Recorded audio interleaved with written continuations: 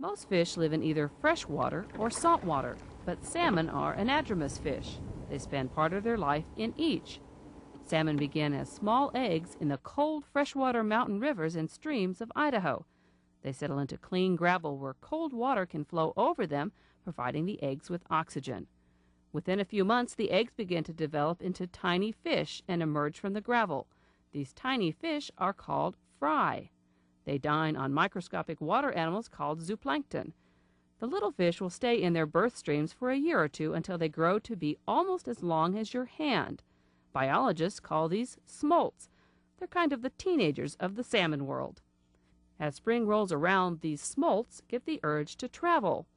They head into the flow of the river current and begin a long journey to the ocean, riding the rush of melted spring runoff.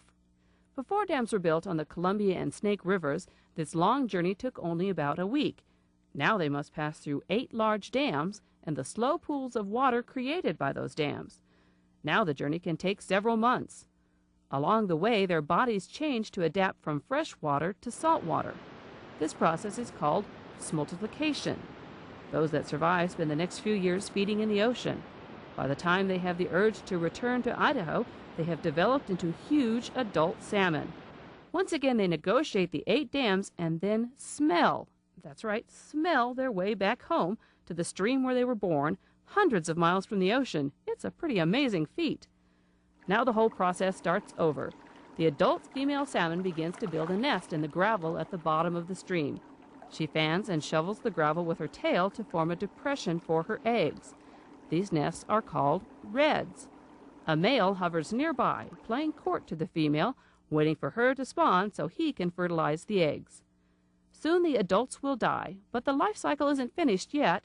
Their bodies are important because they provide food for predators and scavengers like bears and ravens. So why is there so much concern about Idaho's wild salmon? Well, it's because they're disappearing. At one time, thousands upon thousands of Chinook and sockeye salmon return to Idaho each year. Now there are years when not one single sockeye salmon makes it back to Idaho to spawn. The problem is getting those teenagers or smolts out to sea. Since that journey takes so much longer now, most of Idaho's salmon smolts never make it through the dams to the ocean.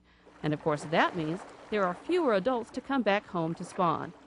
And if this trend continues, someday our salmon river may just be the name for a ghost fish, one that no longer swims in Idaho's waters.